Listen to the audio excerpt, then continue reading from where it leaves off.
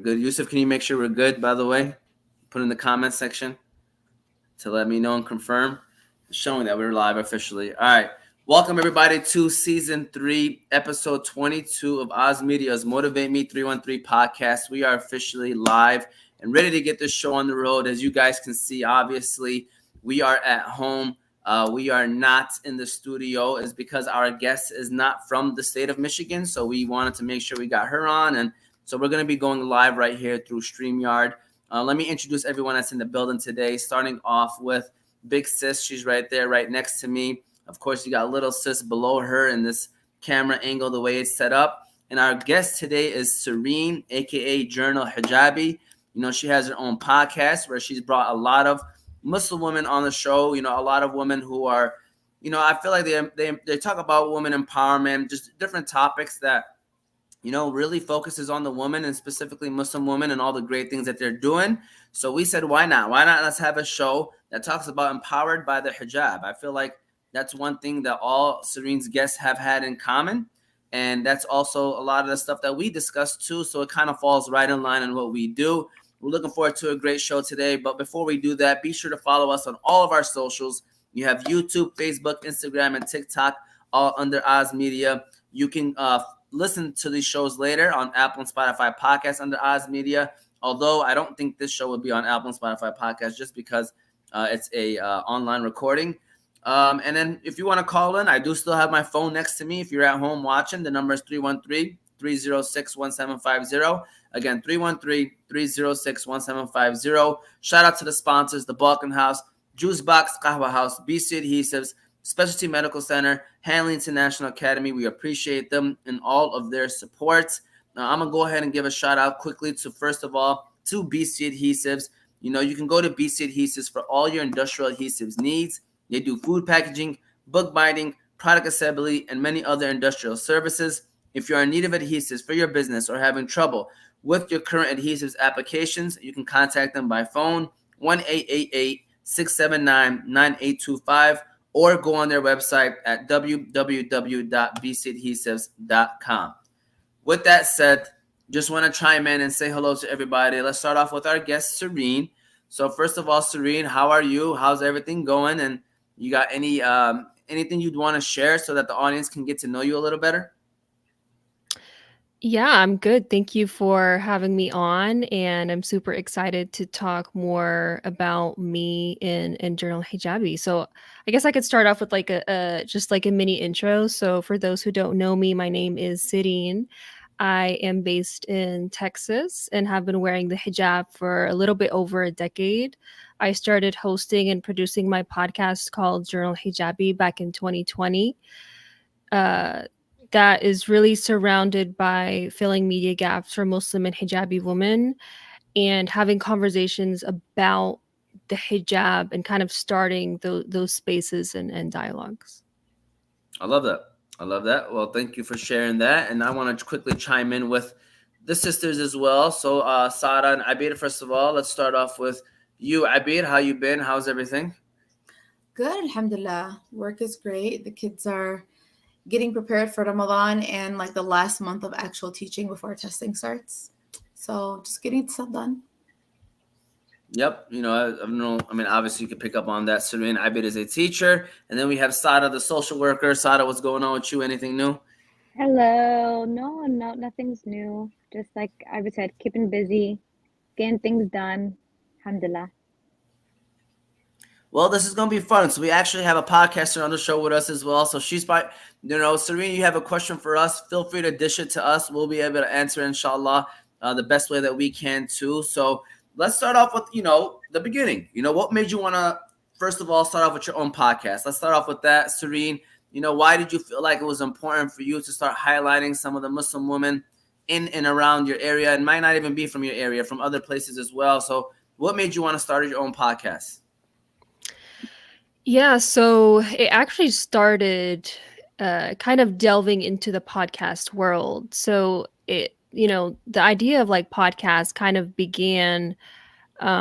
sort of blowing up like in 2018 when people just really started developing these podcasts and it became like a new medium for audio storytelling. So that's kind of like when I started delving into the podcasting world. And then 2 years later in 2020, I ended up creating my own podcast. And kind of the story of creating that really came from my own spark, which was seeing a Muslim woman ad for the first time, like a popular hijabi ad by Elf Cosmetics, while I was just scrolling on my phone at like 1 a.m. on Instagram. So I came across that ad, and I know it sounds like recent, like just being in 2020, like 4 years ago, but that was genuinely the first time that I saw like a hijabi portrayed like in a big company ad, and she was just like happy and like playing with the makeup. So it really like it just goes to show like what representation can like bring to you and do for you, like just seeing someone like who looked like you represented in that way. It was just like rare to me. And so I was just like sitting in my room 1 a.m., 2 a.m. and was just having like all of these ideas, creative ideas, like, you know, what can I do to kind of make this spark like long term? Like what can I create to like keep this like momentum, these like this representation going? And so it really just ended up being the Journal Hijabi podcast. And I just started interviewing like hijabi after hijabi, getting to like know their stories, getting to know their backgrounds. And I'm so glad to see how it turned out like today. And I didn't really have like a niche starting. I was just like, I just want to speak with other hijabis. But I think today I've definitely narrowed down more like on the niche of representation of hijabi women in mainstream media, like on the internet and broadcasting and TV, in Hollywood, in a way that we've never seen before culturally. Because even like with the creation of my podcast, Journal Hijabi, I did kind of seek out like Muslim woman podcasts, and I wouldn't find many, and I wouldn't find some in the sense that like I was looking for, like just to have like a cultural like light dialogue, because this topic can be heavy because it's usually just talked about like in our households and like in our communities and like with friends. It's the first time that we just actually have to sit down like in an audio medium and really think about what the hijab is and hearing like all these different stories. So that was kind of like the blossoming of Journal Hijabi, like how, like why I created it and what it is today. I love it. Any thoughts from you, Abid and Sada? Any comments or anything you guys want to share? I mean, you know, we're not next to each other, so I want to make sure I mention that to you guys anytime. So Abid, you look like you're about to say something, Abid. Yeah, I want to piggyback on the idea of seeing yourself in anything, you know, with books as well. You just see how kids light up when they see a hijabi in a story. Even if the story is not about the main character isn't a hijabi, but they're in the background or they're in the illustration, the kids get excited. And let's be honest, like same thing me. If I see a hijabi on a billboard or if I see it in a magazine or like you said on a makeup ad, it makes you feel good. And I'm glad that we have more podcasts that with girls that look like us. Also, too, us coming from a really small town where people were very conservative. So, like, even just something simple as having hijabis work or go to school or graduate was like, oh my God. So, like, especially seeing it in different aspects, like, it really, really helped also to the conservative people to understand that it's okay. And people should be able to chase their dreams, whether you're female or male. Yeah, for sure. And I'm not gonna let piggyback on and off what you guys were saying about seeing people. Like I've been getting excited, even if you watch a movie and you see like a hijabi as an extra in the movie, just in the background. Like if you watch like Spider-Man or something, and you just see hijabi walking down New York City or something, you're like, oh, there's a hijabi. Or I know the Pistons have an athletic trainer who's a hijabi. You should be over there handing them water bottles, and we all got hyped, like, oh, that's a hijabi right there. You know what I'm saying? Like we didn't even know that. We about to say something. Or even when like people when people go to debate and then like when they go to visit the mosques and then they wear like the scarf and the abaya and the kufi and stuff like that. Like I'm like, oh my God, like they're understanding our like before I felt like because of all like racism stuff like that, like our traditions, like our culture, were not cool, you know. So like now seeing like when I was younger and I would see celebrities Or doing it, like, oh my god, they they think think, they were oppressed. yeah, yeah.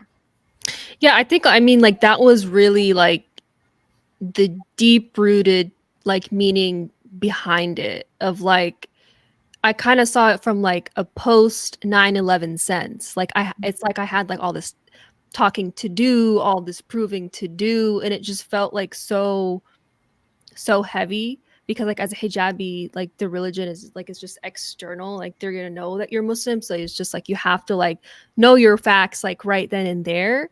So it was like it's pretty interesting kind of to see the dynamic like Muslim woman in podcasting and like Muslim woman in media like and I think like now more than ever we're kind of seeing how that plays out because I guess it like wasn't so common or like it's like a new thing for us to be like in the internet media like you said like the the hijabis are like Muslims in like extra roles which like it is kind of like laughable but it's honestly like yes like just you know just give it to us. It's like if we got to be like it's like we weren't even on the screen before and like now at least we're like extras and I've been seeing a lot of like Muslim women extras like in Spider-Man and like the cartoon movies. It's called like Red.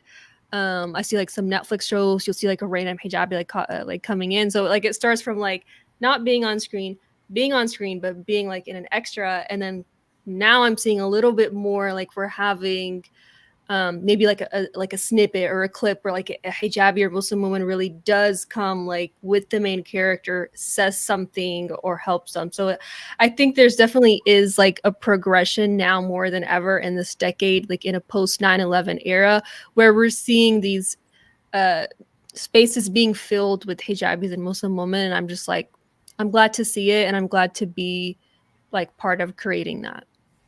For sure. Yep, I agree. I definitely agree, and inshallah, that's gonna happen soon. You know, we're gonna see that. We're gonna start seeing a little bit more main character roles for hijabis and As other. long as they portray it the right way, because some of the if once there's a main character that's a hijabi, for some reason she's oppressed and wants to take off her hijab. So you know, I was literally about to say that.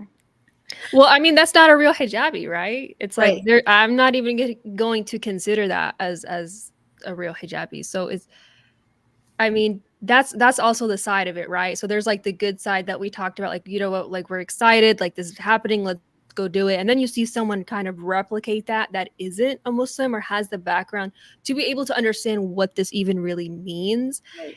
And honestly, I'm just calling it like Muslim cosplaying. Like we've seen the second part of the Dune movie, like I just get too triggered talking about this. So the Dune 2 movie coming out and it was like the whole movie, you don't really realize it, but it's like it's definitely like Muslim and Middle Eastern cosplay. It's like watching this movie on a big screen and be like, "Okay, this is cool. This tune is like cool. I know this sounds Middle Eastern even though they don't say it." And it's like watching a movie that's about you but like you're not in it. They didn't cast anyone that was of Muslim background, anyone of any ethnic background really, which just goes to show kind of the deep rooted like meaning behind it. And those are the parts that can be harmful to Muslims in media because it's like there's no credit given, there's like no opportunity given, but you're still kind of like making money off of like our culture and history. Yeah, no, for sure. And I mean, and it's gonna be time. It's gonna take time before that happens, though, and so we'll see how that works out. And you know, so with having a, you know, my sisters probably can sit here and you know discuss this as well because this is another one of those questions where you know I guess what have you learned from your guests? You know, like what's one thing that you would want or that you learned from your guests, like all the women that you've interviewed that are wearing their hijab and that you probably would want others to know and to understand. Like what's one thing that you've been taking away from pretty much every person that you've had on your show?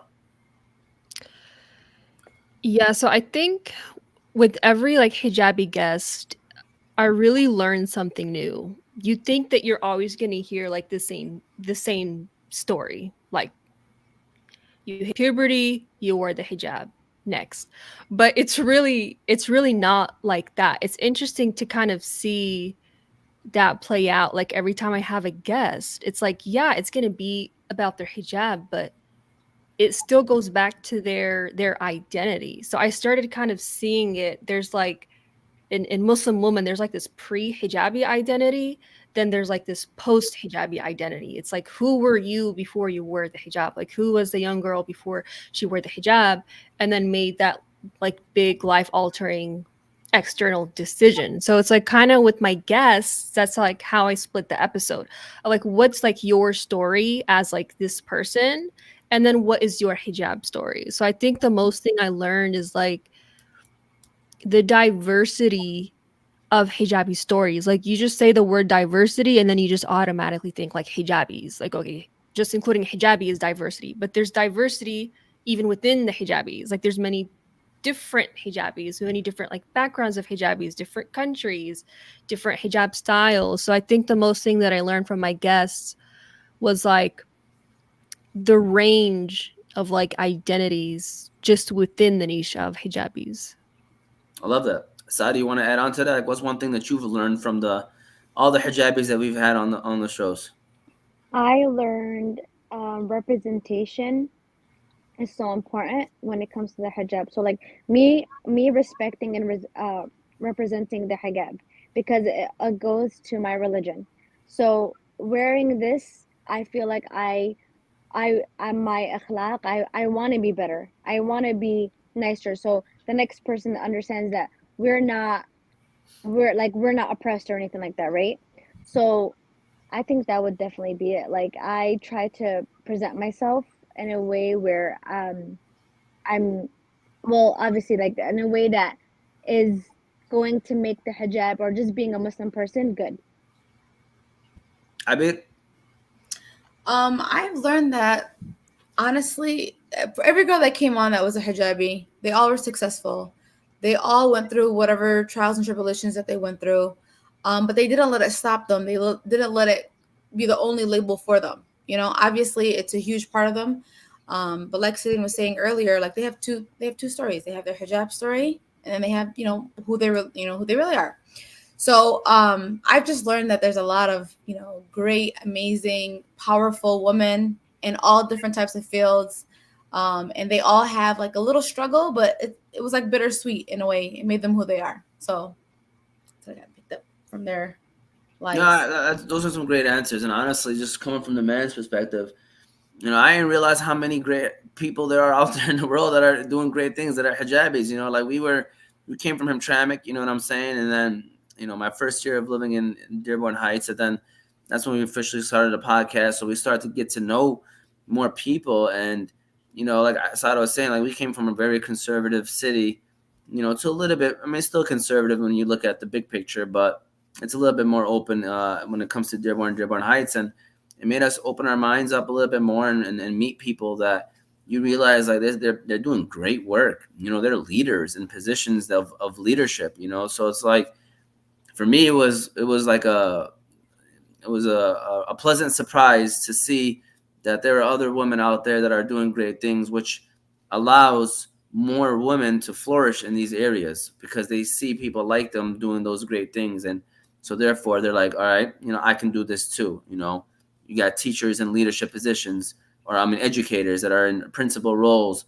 So you got students going to school, seeing the principal of the school wearing a hijab. They're going to be inspired that they can do anything in this world. You know what I'm saying? It's very powerful. So I guess let's go back now to the real simple question is, how does the hijab impact your daily life? And Sereen, I know I've been making you start the whole time, so I won't put that pressure on you. I'll put the pressure on Sada. All right. So Sada, how does wearing the hijab impact your daily life, Sada?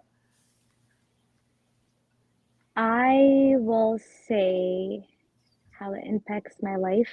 I think that I love going back to what I said earlier. Like I love that when I'm wearing this, they know my religion, so it makes it easy. Like for instance, when we were talking about like when we see people like in random books or random movies that are hijabis, like that's the reason why they choose like a woman in a hijab is to say like, yeah, she's a Muslim woman. You get what I'm saying? Versus like obviously there's Muslim women that don't wear hijab, but that's an easy way to represent and to show their faith. So I think, yeah, I would definitely say like wearing a hijab is very, very, very beautiful. And I'm really happy that like we kind of keep like a surprise in a sense of like what we can conceal. So yeah, I think it's really pretty.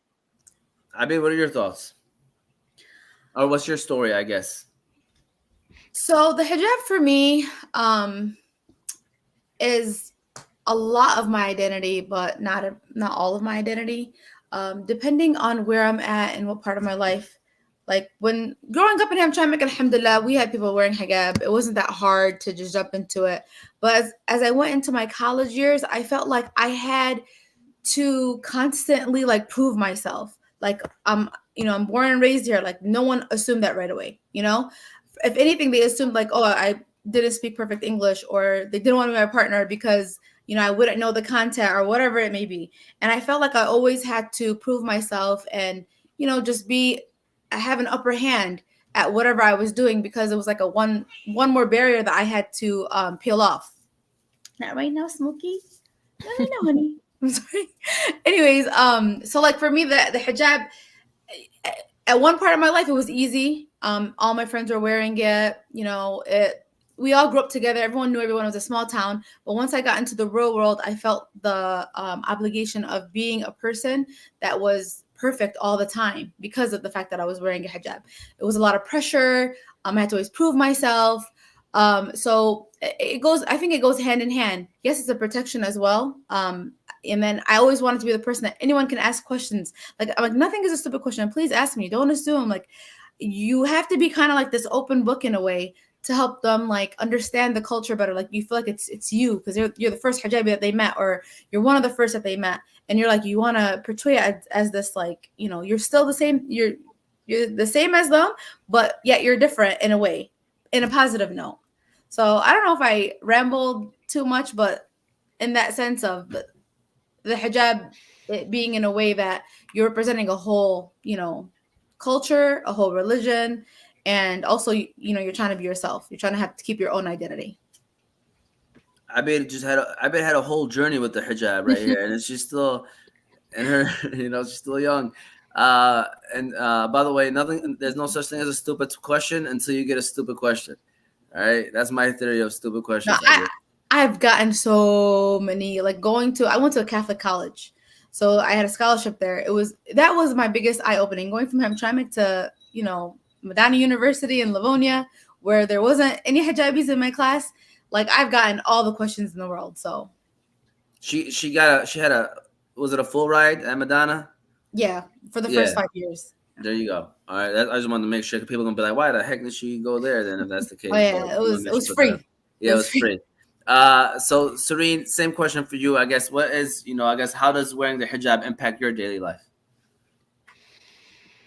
I mean, I really have to ponder on that question, because I guess every day is different, right? Because I don't leave the house every day, so I don't technically wear the hijab wear the hijab every day. But I would say kind of how it's like incorporated in my daily life. I think for me, it really just makes me feel like it's like an extension of like who I am. I think it makes me feel eloquent. It's like a safety net. It's something that I've worn for a decade. So it's like there's a lot of growth with it, like wearing it at 15 and then being 25 and then having like all those years, it kind of like grows with you through all these periods of like being a woman.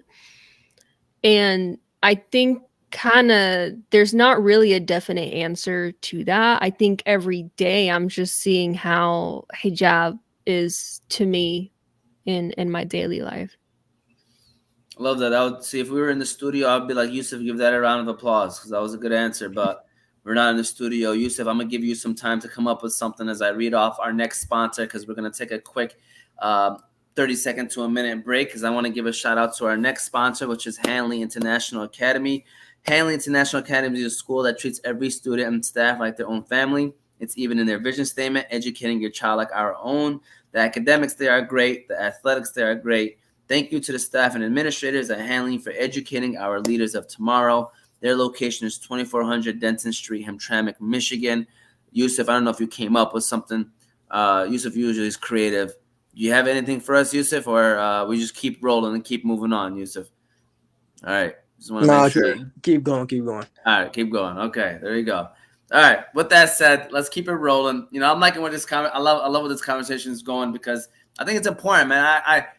So this topic, one, obviously what Sereen does, you know, with her podcast, I was like, oh, this is going to be a good topic. But also just kind of being on social media and just seeing it, you know, like, and hearing these stories. You know, I've heard stories about girls that started off with the hijab and then take it off, you know, like, and so it's like, it kind of makes me a little bit worrisome as a guy who, like, you know, I respect, you know, and I mean, no matter what, you respect everyone, but in their decision. But, you know, the people that like have it and keep it on, you know, I really feel like, especially knowing my sisters, they really share this story of like how it kind of lifts them up. You know, it represents who they are.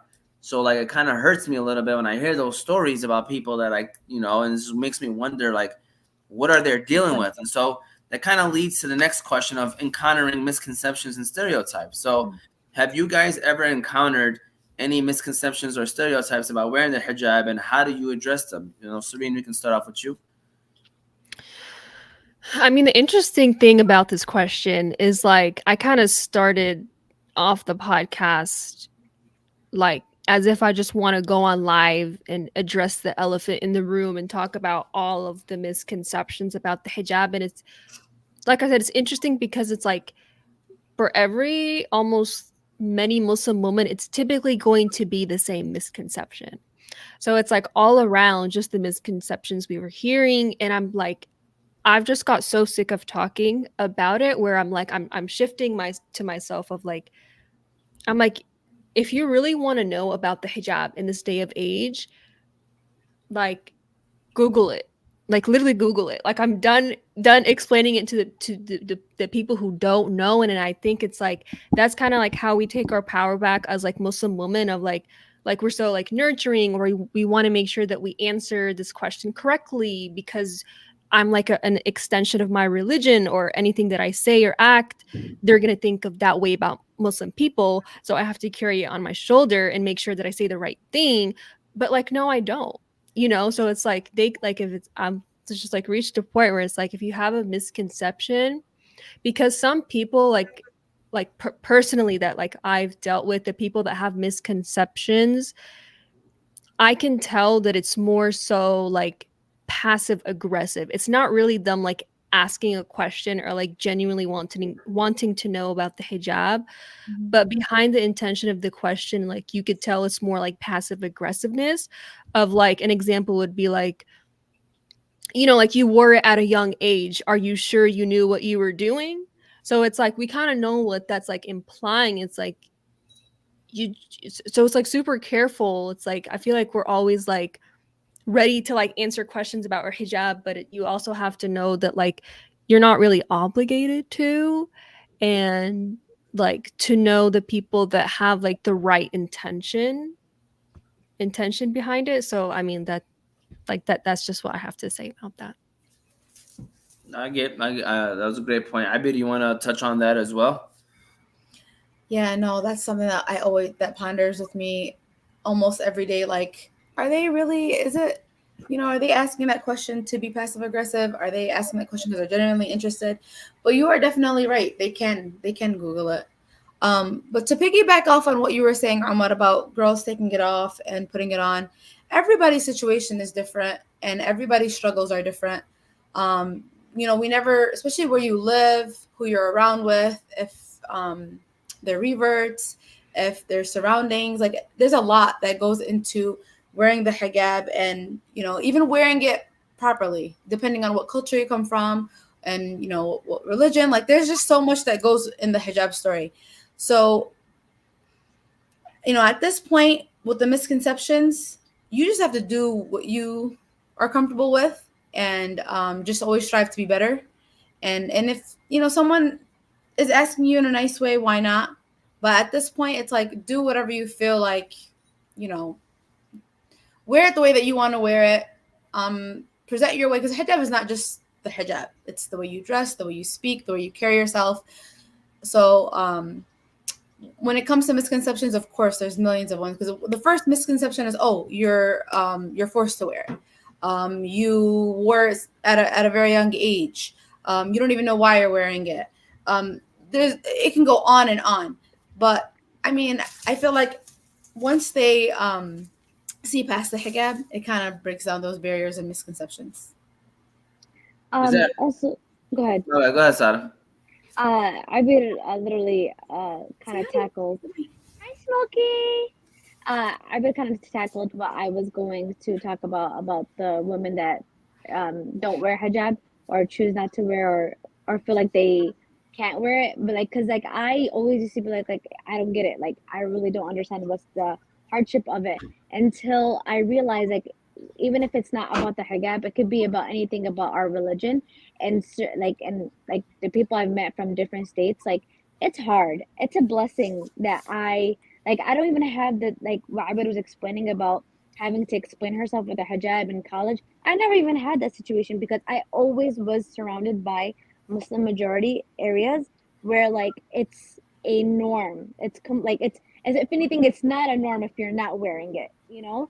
So that's why I'm just like, you can't really, you know, kind of have your say in that sense because everybody has like a different journey going on. And I know so many non-hijabis that literally have hijabs and abayats in their car and a sajada so they're always ready to pray and all that stuff where like that's just their journey and what they choose to do, you know?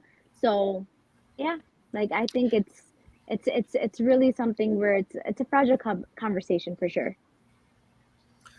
No, that's an interesting point of view. I mean, for sure, I agree with that. It just you know, I feel bad whenever like because I know there's like a deeper story behind, and that's usually a story that's like, you know, them being, you know, uncomfortable or whatever it may be, and it's just a sad situation. Looking at it from the outsider's perspective. So this one was because of Sereen, and I've seen some of the videos that she posted. So I was like, you know what? Let me ask this question because I'm interested to hear the answer. And basically, do you feel the misconceptions or stereotypes comes more from Muslims or non-Muslims? So the reason why I asked that is because you know how Muslim, you know, the haram police, they call them, that's what they call them. And so they kind of, you know, go harder on their sisters, quote unquote, than they do with everything else. And so anything that a sister might do gets magnified 100 times more. So that's why I wanted to ask this question. Do you feel the stereotypes of like having to be perfect, you know, or the misconceptions that come with wearing the hijab comes more from Muslims or non-Muslims? Abid, we haven't had you start yet, so we'll let you start on this one, Abid. I'm not gonna lie, whenever I talk about an Islamic topic, I am double checking, triple checking, saying Allahu A'lam at the end. The haram police are here and they're strong. And to be honest with you, I feel like I get more heat from the haram police than from someone that doesn't, you know, follow our religion. And it's not, I guess the question is when you say misconceptions, that's more of from the non-Muslims. But when it comes from like judgmental comments and ideas and thoughts and, you know, you're wrong, I'm right, you know, there's no gray area, like we're supposed to be perfect. That comes from more of the Muslim community, to say the least. I know this is like I don't know how I'm gonna word this. Do you think it's because you are a lady, or do you think it's because you are wearing the hijab? Well, I see the haram police like mostly coming from Muslim women. Yeah. Through my experience, you Really? don't because So because I'm like I've seen maybe because like I mostly just follow women on Instagram, but like you'd feel like the haram police and the haram polices trigger me. Like we just don't get along, and like I'm trying to figure out like what it brings from me because it's kind of like, you know what, they kind of do have a point, but like you don't always have to say something about it. It's like, and there's a way that they say it too. There's a way that they say it. Like you're not like the way that they say it is it's attack mode. It's not like in my DM, talk to me nicely, give me a hadith, like understand that, understand where I'm coming from. You know what I'm saying? Also, Don't. too, a It's like lot of it's it. like zero empathy. It's like boom. No, but also too, a lot of it does. It's the haram police like go by culture. They don't even go by religion most of the time. You know, it's what how they want the world to be portrayed. Really? Because so the Haram police that I have seen, which have been like the strictest, like most intense type of Haram polices that I come across for some reason, and they always like have like the Quran quote. They always have like that. That's what they lead with, like the Prophet sallallahu. So it's like, how do you like argue with that? Mm. But it's like man, like there was a song playing whatever in the back. It's like, music is haram. It's like there's like an earrings. It's like, so it kind of just like, I feel like just makes it so hard for like Muslim women just to like exist. And it's like, it's already hard wearing the hijab. It's already whatever this. It's like, you don't need to be telling me what to do.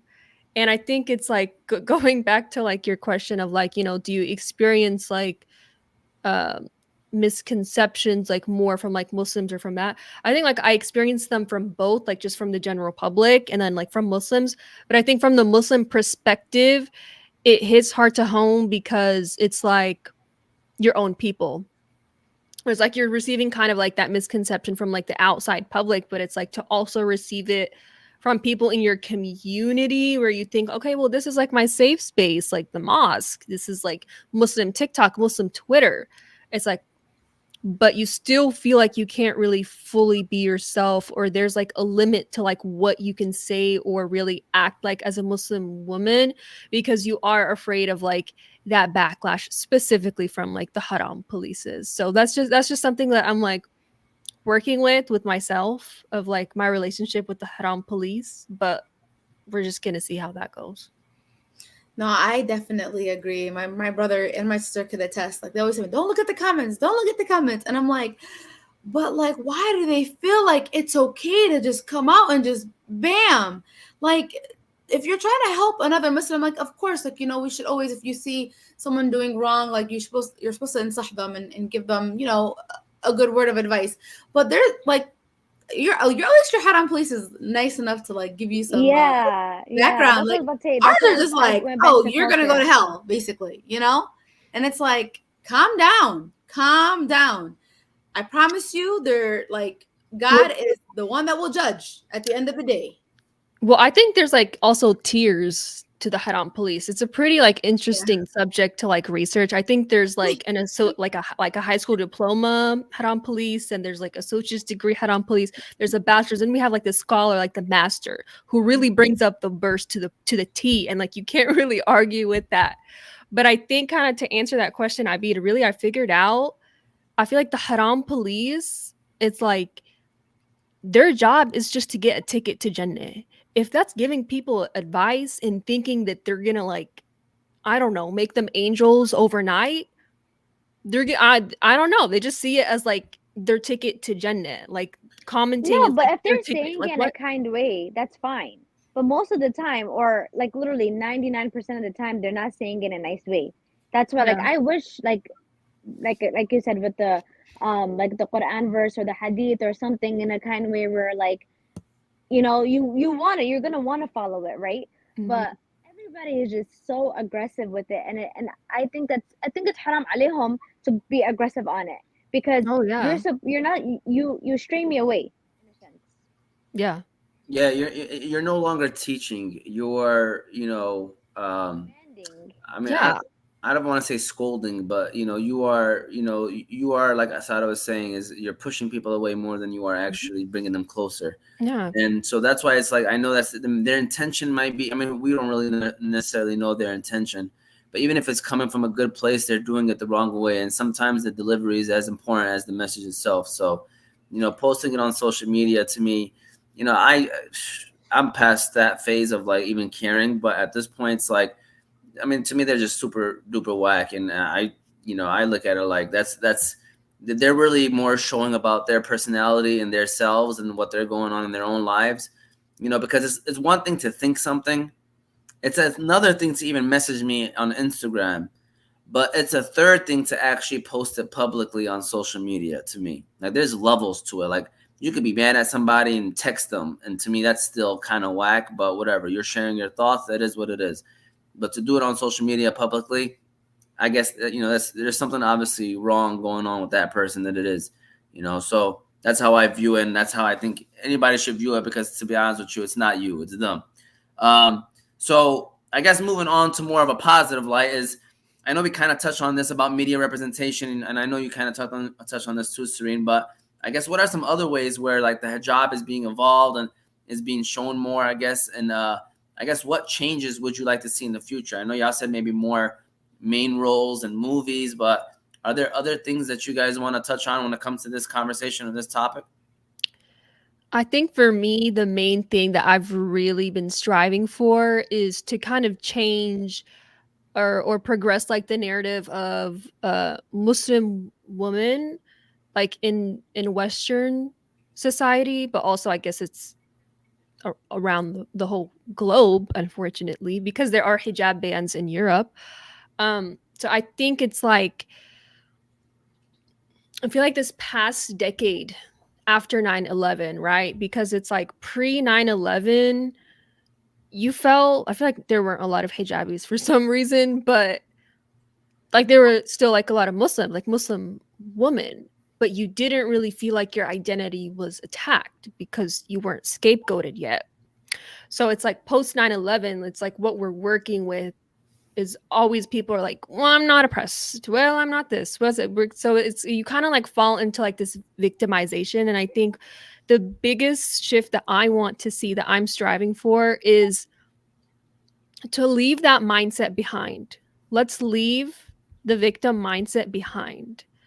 It's like, let's literally ignoring the haram police, literally like not giving these things attention and talking about productive things. That's old. That's a decade old. Let's just have, it's like speed up the progress, meet up where everyone else is in society, in films and movies and conversations, of just having natural, normal, and light conversations. I feel like the hijab was very like politicized and is very politicized within the last decades. It's discussed within court laws and it's discussed on the news. It's very politicized. And so Muslim women are therefore politicized. And so it's not really a topic that like people have like just to genuinely get to know about yourself or to have fun. So that's kind of like the big shift that I want and that I'm doing, of like transitioning from like that political war narrative into just like we're existing narrative. I like that. Sada, what do you want to add on to that? Yeah, I really like that conception, but I think that I'm gonna trace it back to, I hope more families and more parents or more guardians have girls understand what a hijab is and why we wear it before they wear it, because honestly didn't really know. I didn't have an issue with it, also, like, but I just didn't know. Like, I just thought, okay, like I have to wear this, and that comes with my religion, but they didn't like really explain it to me or anything like that. So that's what I would hope. I would hope for them to be able to be educated about it and really love it from within. Heart emoji. I mean, go ahead. I love what both of you guys said. For me, I want it to be like normalized. I want it to be like as if a girl just dyed her hair blonde. Like the hijab not be like my identity. Right now I'm not gonna lie to you. I saw a bus driver, she was a hijabi. I was like, oh heck yeah, I'm a bus driver hijabi. Like it still makes me excited. But I don't want to be that way. I want it to be normal. Like whether you wear hijab or you don't wear hijab, it shouldn't be the reason, or we shouldn't be so excited about that situation. It should be so normalized to the point where no one's telling you why are you wearing it? Why can't you wear it? When did you wear it? Like it shouldn't be such a intro. You know what I'm saying? So I would love to have a time where, you know, who knows, a hijabi president, like, you know what I mean? Like, to be optimistic in that aspect. Mm, And the only people that are going to stand in our way are our own people. Like, I'm going to tell you this right yeah. now. And that's why all these men need to be behind their sisters, push their sisters, daughters, cousins, families, neighbors, and normalize, you know, women in leadership roles, because it's not new. That's the crazy thing that drives me nuts, is that people think that, oh, we're finally, you know, getting these positions and these, you know, back at the Ayyam al-Rasul, this was normal. You know, women were fighting in battle. So I just want it to be just normalized. Oh, great points. I'm loving it. I'm gonna run our last ad of today, and then we're gonna move into the final third of the show. So I'm first, Yusuf.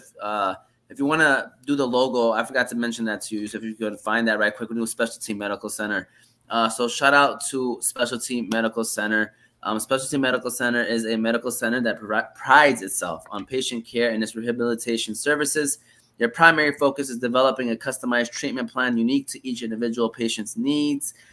Their center offers a full range of patient care, from diagnostic testing, pain management, physical therapy, regenerative medicine solutions, and surgical care. They have 2 locations, one in Dearborn and one in Sterling Heights. Shout out to Yusuf and Madrahi and everybody over there at Specialty Medical Center. Thank you, Yusuf. I appreciate it. Now we're moving on to the final third of the questions. And this is pretty much what the whole show is about. You know, and now we want to hear it. Do you feel like the hijab empowers you? Why or why not? All right. Go ahead, Sereen. You can start off on this one. Do you feel like the hijab empowers you?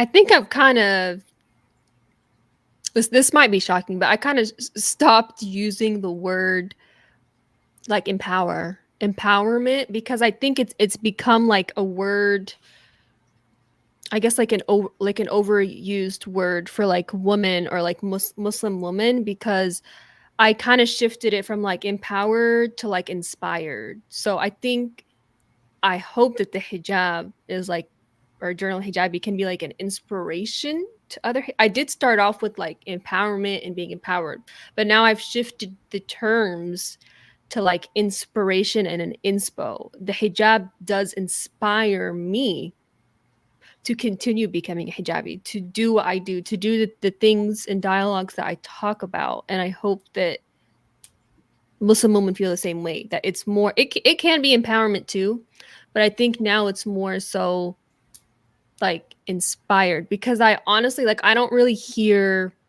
guys say that they're like empowered or feel empowered. So I'm like, I always think of like that terminology.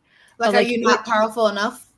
Yeah, like is it like the girl boss like thing? Like, well, people don't call themselves boy boss. Like, why does it have to be like, you know, a thing, I guess? Well, first of all, I just want to say, I feel like you're calling me out because I have like 8 episodes of saying women empowerment or empowering women or something that uses the word empowerment. So I'm guilty as charged on that one. Sada, do you feel like the hijab inspires you or empowers you? Why or why not? Yes, just being able to be an example to other girls, like going back to what I'm saying, for girls to understand what the hijab is, and being able, it's not gonna stop you from anything. That it's literally just going to be a representation of you or your religion. That's literally has nothing to do with any of your, you know, your dreams or whatever it may be. If you want to be an astronaut wearing a hijab, you're more than welcome to do that as well. So yeah, I would love to just be an example to new hijabis, young hijabis, girls that are thinking about, you know, re-wearing them regardless. So yeah. I'd be the same question for you. Has it empowered you or inspired you? Why or why not? So the hijab for me has been like a protection in a way. I can say, you know, it has empowered me. I wasn't the most confident person. I wasn't the most out, like, I was a go-getter, yet I had a lot of boundaries, you know, and it was, at one point, it was the fact that I was, you know, a hijabi, or I was a Yemeni. I'm not going to even say Muslim. I'm going to say I was a Yemeni girl. Yemeni girls don't do this. Yemeni girls don't do that. So wearing the hijab and being successful makes me feel empowered. It makes me want to go to the next level. It makes me want to strive to be better. So I don't know, is empowered the right word, or I guess inspired is, because it's inspiring me to reach the next levels. It's a good way that you changed it up, because even when we were on the podcast with Melanie, she was telling me about how there wasn't a men's day. So when she sees Women's Day or World Hijab Day, they're like, why do we have to have these days when, why are we making it seem like, we need that extra push, or that we're not being, appreciated enough? Like, oh, we need these days to make us feel better, or we need to feel empowered by it to make us feel better. Like, the hijab to me is my protection. It's also my reminder, like, of my purpose, my ultimate purpose of this life. Who am I trying to please? I'm not trying to please, people.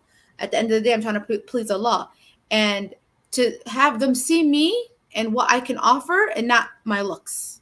So I feel like it is my protection and my reminder. You said your hijab is your protect. Oh, go ahead, Sada. Are you about to say something? No, go ahead, Ahmed. No, I'll move on to the next question, but go ahead. Oh, I was gonna say, and plus, like, what a time to be alive. Like, there's so much different hijab styles, hijab fabrics that literally you could be stylish and wear exactly how you want to wear it. This would have been a good time if we had a hijab sponsor to give them a shout out, but we currently don't. But we could give a shout out to Melanie and her hijab since she's been on our show a few times. So shout out to Melanie. Abed, you said that the hijab is, protects you. It is, I forgot what else word did you use for the hijab. But the next question is your hijab your identity? Yes, but not my full identity. It is a part of my identity. Honestly, like, I like the fact that right when they see me, they can see that I'm a hijab. But I know that they can't. I like the fact that they can't fully, identify who I am just by me wearing a hijab. Yes, they can put me in a category, but they don't know the full story. So it is my identity, and I think it's a great introduction to my identity, but it's not my full identity. That's, if you would have said that's the introduction to my identity. Well, you did pretty much. That's actually a good answer. It's pretty much the introduction. Soon, you're not in your head. You agree with that?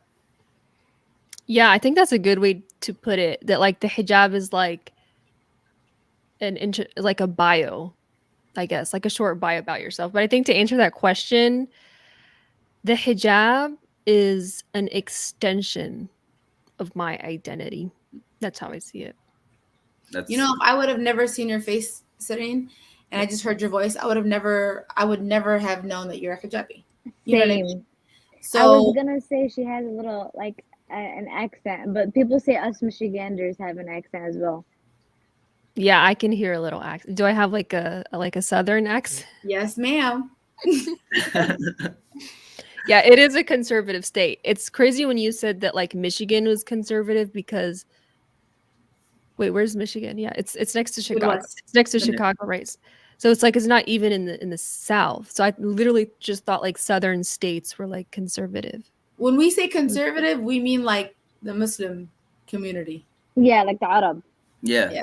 Really? What do you mean? Because so, like, in Michigan alone, Hamtramck is a lot more conservative, like closed-minded, strict, and when it comes to, like, Islamic rulings and how women are old school way of thinking. Culture. Our culture, like, you'd be a surprised. lot of women wear litham, like niqab. They cover their face, like, a lot. It's like very, very normal.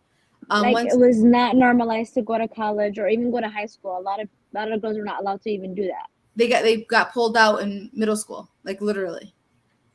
Like, it was a thing. Okay, that's crazy, because, like, I guess from here, like, we just hear of Michigan being okay. It's like we hear of Dearborn, Michigan, of, like, it's full of Arabs, it's full of Muslims. Like, some streets are written in Arabic. It has the largest mosque in the U.S. That's all we hear of. I never knew that it was like, which is crazy. Dearborn is that way. So Dearborn is that way. Hamtramck is a 2-mile radius city. I don't know if you're. I always compare it to Stars Hollow from Gilmore Girls. I don't know if you watched Gilmore Girls. Oh yeah, so it's like a very small city. Everyone knows everyone. Very highly dense. Like, I'm talking about, it was to the point where our high school, we only had one high school in the whole city. Like, this is back in the day.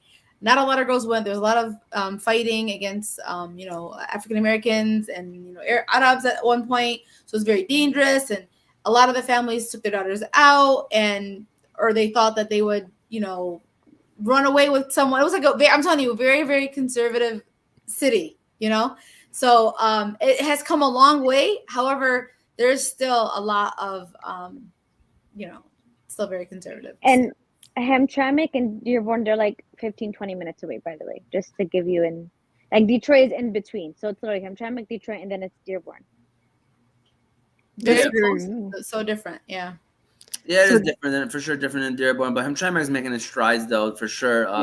You got people, now that, like I said, they have an all Muslim majority city council, but they're all guys.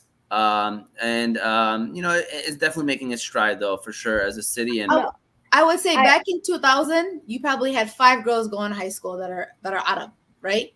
And now you have whole schools that have, Arab girls going to high school. So it's a huge difference, but it took a lot for them to. It's still definitely more conservative than any other city that we know. But at the same time too, like I'm so thankful that I could say I was raised from Hamtramck. It probably sounds so scary, but it was really, really like family orientated in a sense. So when we say conservative, we're not thinking of like Republican, Democratic, or the whole state being that way. It's more of that city being very strict.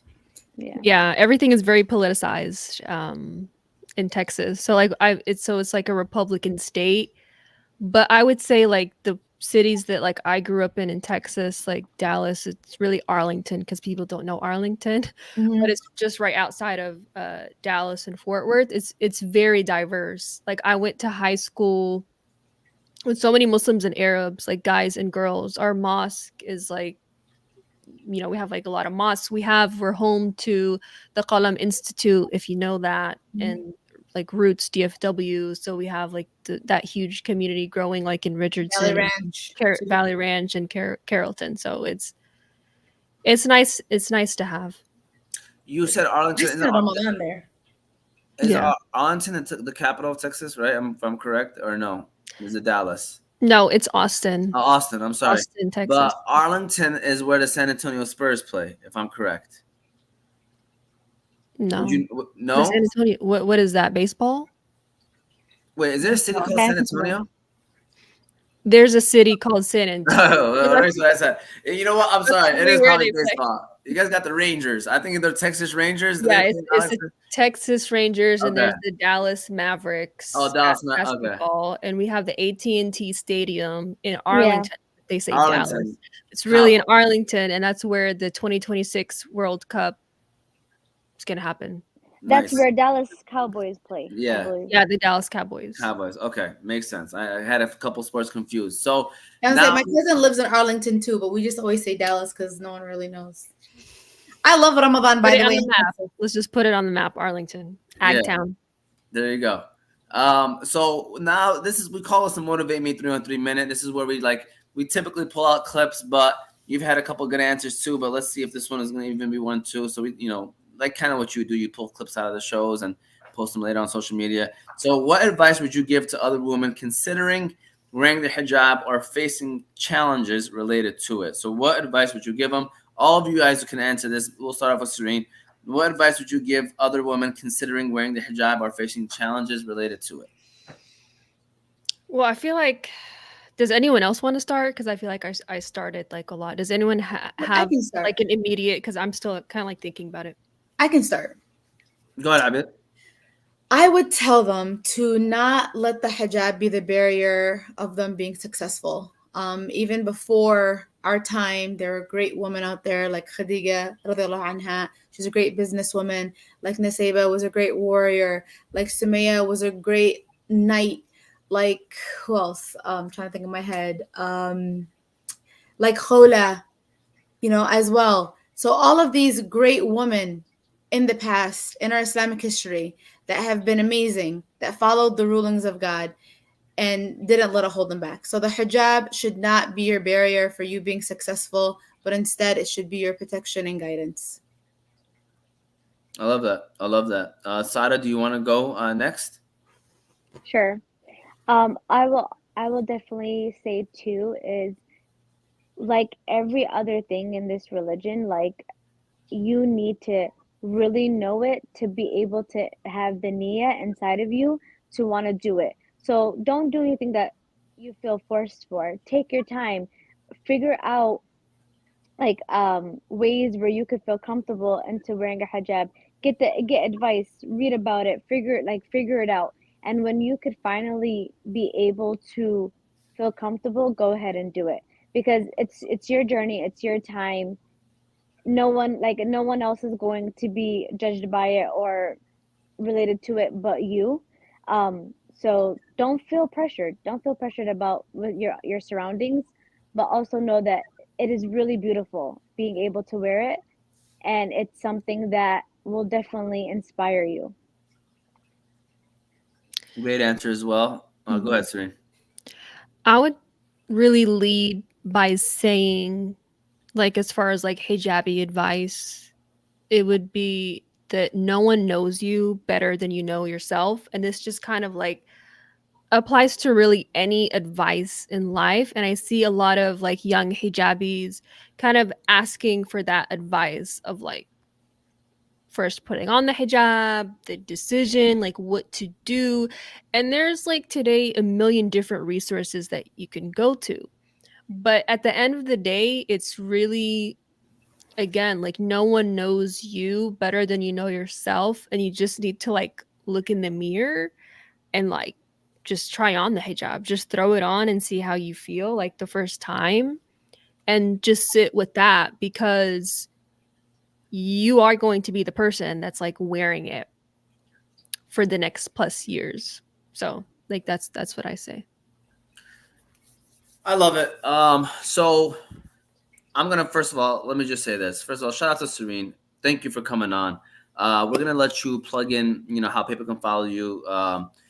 Actually, can you do that right now? Can you let people know how they can follow you, how they can follow your page, and anything else you'd want to mention? Yeah, so me personally, you can follow me on Instagram at Sereen Qader. It is actually private, so I might not like accept everyone, but you can follow my page, Journal Hijabi, on Instagram as well at Journal Hijabi. You can also listen to the podcast on Apple Podcasts and Spotify just by searching Journal Hijabi. You can also subscribe to our YouTube channel where we post the video versions of the YouTube audio. And you can follow our newsletter that's linked in our Instagram page. Awesome. Thank you so much. And again, for Oz Media's sake, you can follow us on YouTube, Facebook, Instagram, and TikTok under Oz Media. We also have Apple and Spotify podcasts. I need to learn, Serene, how to get the audio from these videos because I have never done that yet. And maybe it's probably a simple fix. And shout out to the sponsors, the Balkan House, Juice Box, Qahwah House, B-Sit Adhesives, Specialty Medical Center, and Hanley International Academy. Now, I don't usually do this, but something came to my attention yesterday, and I was like, you know what? I have a panel of 3 women. I'd love to hear their opinion on this. And Ibit is giving me that look like, what are you about to ask? So I call this bonus question time. All right. So we got a bonus question that I did not include in there. And like I said, it came across me yesterday. So I was like, you know what? I'll just ask them. Okay. So my wife was watching a video of this lady on TikTok. She was like, here, watch this. And what are your thoughts? And I was sitting there and I was like, okay. Basically, she was talking about how, I guess, the golden balance revealed that he had a wife. I guess like somebody asked him a question and he doesn't like talking about it too much, but I guess they figured out that he was married, and like it made like all the Arab girls upset, just as a joke. She was just saying that. But it got me thinking. She was like 9 out of 10 times, whenever there is a man that was married, 9 out of 10 times, whenever there's a man that like seems like a good guy and he's like, shows, represents himself well and the Muslim community well, blah, blah, blah. It's because 9 out of 10 times they are married. And so she brought up the question. I think like she thinks behind every good man, there's a great woman. And like, that's not the case for like every woman as well. So basically, is there a connection or a correlation to, do you guys believe that it's the woman that's behind, like whenever I guess you see someone and that's the case, do you believe that it's the woman that's behind it and like that's orchestrating this person who projects himself as a very great person in the public eye? Sarah, can I start off with you on this one? I'm thinking because I mean, when you have a good support system or like a good relationship, I definitely think whether it's a woman or men, like that will be that will help. That would be able to, you won't feel stressed at home when you have like, motivation or you have support. But at the same time too, like I don't know, because like I feel like you could do it on your own as well, honestly. But I think with men that they probably do shine more when they feel supported, especially from their loved one. Who wants to go next? Does anybody else want to answer that question? Abid or Sereen, is any 2 cents on that one? Go ahead if you want to go. No, you can go ahead. I was gonna just ask him to like repeat the question like in one sentence. Yeah. I probably should have wrote it down because I didn't write this one down. Right? Oh, okay. And then I probably should have rewatched the video because she brought up the question way better than I did. But I try to give you like the whole story.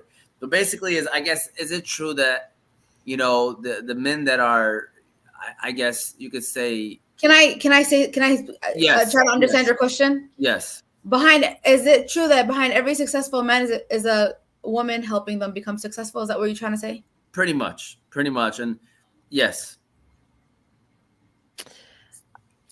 I mean, I feel like for me, like I'm not married, so it's hard for me to kind of like see that. I feel like it's a question that like married people can answer because you're like living it, but just to like generalize it really, like in any relationships or friendships, having like a friend that's like motivating or like helps you like do this, like yeah, of course it's kind of bring that motivation or success out of you. Sometimes you need that person to like tell you that everything is okay when you think that it's not, or tell you that you can do it when you feel like you can't do it. So I think there are perks, but I think it also goes both ways. I honestly think it can also be like behind every many successful women would be like successful men. Like I think it kind of goes like both ways. Also, too, like I feel I lost my train of thought. I'm so mad. I was thinking about it the whole entire time. I'll go back. I'll go back. No, that's a great point. I mean, it was one that but go ahead, Abid. What do you guys say? So he started off not married. So he started off his journey, not married, and then he got married. So I think that, just to wrap up what everybody was saying, of course you can do it alone, but any team, great team, because your spouse can make it hard for you too. Like a good spouse is going to help you, build your career and build your dreams. You know what I mean? It is 10 times easier having a partner, that's ride or die, that's down, that's going to help you build. Right. But, at the same time, it's crazy because like people think, you can only do things like that you're passionate with when you're like alone and you don't have no distractions. But with the right person, yes, I feel like you will reach your goals. I remembered. Like kind of like what Abid was saying. Like I think in a sense too, a lot of men when they are married or they have a family, they're kind of like more hungry. Like they want to be more successful to give them everything they want, in a sense. So I could kind of see it in that sense, Yeah, I'm gonna be honest with you guys. You guys are way too nice with the answers. I was hoping to make this like a whole show and then turn into like a show and then like a debate and Because what, Ahmad, sometimes the person doesn't want people. Like I can only speak for myself, or for females. Like sometimes men don't want their significant other like doing certain things that like are broadcast. You know what I'm saying? Alhamdulillah, you're lucky that your wife is supportive of what you're doing, because some women are jealous. You know what I'm saying? Some men are really jealous. So like with the right person, and they understand your dreams and your goals, like yes, they can build, but some people can make it harder. I don't know if I'm 100% you're right. And I was gonna say that again, shout out to my wife because she does give me that uplifting that motivation, and so that's why I wanted to ask that question too, as to see what your thoughts were. But for sure that's the case. But you guys do bring up great points. I mean, I think it goes both ways. I think anytime, or just anyone in general, really, like when someone uplifts you and believes in you, it does bring like a whole nother energy to you that you want to get things done for them, rather, even if it's like, I'd be like your son. I know you see Ramzi, and that kind of motivates you to, keep pushing and doing what you need to do. So no, that's great points. I'm gonna be honest with you. I really did consider like having a separate show of just like a conversation, but it seems like that most of the answers are gonna be like that, where it's right down the middle. So we'll just leave it at Well, I that. am curious about your answer, Ahmad. Like, what do you believe that behind every successful, what was Yes. successful man is a successful woman? Yes, I do. I really do, because the women, like, I mean, plain and simple, they hold it down, right? They're supposed to, like, they typically hold it down for the most part. I mean, I know a lot of women now are working, but even they are working, like for instance, my wife, she works, but she still holds the house down. And like, my daughters, they want to hang out 24/7, and I guess sometimes it just bothers me because I'm always busy. But my wife is there 24/7 with them as well. So it's like, she's holding it down, and that allows me to do whatever it is that I need to do. And most times they're not, these Arab women, they are uh, behind the scenes. They are behind the scenes. It's like when you have that company of that person that like does all the legwork, and you're kind of like the face. It's kind of like what it is in this situation as well. And a lot of times, the women are like the ones that are behind the scenes and doing the legwork, and the guy is out and about in public handling the outside stuff. So I really do. I think in a successful, a lot of times if you find a successful man, it's because they have someone that's holding them down. So I do agree with that statement. Do I think it could go both ways? 100%. But I guess the conversation was really more about the wife role, relating to the man's role. So I hope that kind of answers the question. That makes sense? Honestly, I mean, the concept is still kind of confusing to me, but I get it. Yeah. There we go. We might have to do a part 2 for a whole show, but we might need somebody that's going to be more argumentative on both sides. With that said, any final words, any final comments? Abir, Sarah, and Sereen. Go ahead, Sada. Sorry, like my nephews are playing video games, so if you guys hear screams, ignore that. Thank you so much for coming on. This was actually a really nice conversation. I like that you kind of gave us different perspectives. And I will for sure be taking them in. That the inspiring, not empowering. That was a good one. You might have to change the title of this episode. Yeah, I keep on reading and I'm like inspired by the hijab. Yeah, I'm gonna do that. It was great meeting you, and I love your content. I love the idea of hearing the hijab stories, because Sada and I are sisters, and we both have different hijab stories. We're raised by the same parents. You know what I'm saying?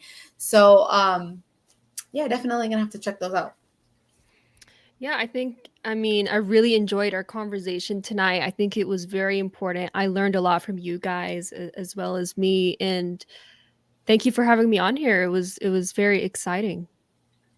Of course, thank you for coming on. We appreciate you for very short notice. I was saying to you, like, I don't usually do this. We had a cancellation, and I figured, I was like, you know what, you do this already, and I might as well shoot and see if you'd be open to it. So thank you so much for doing this last minute.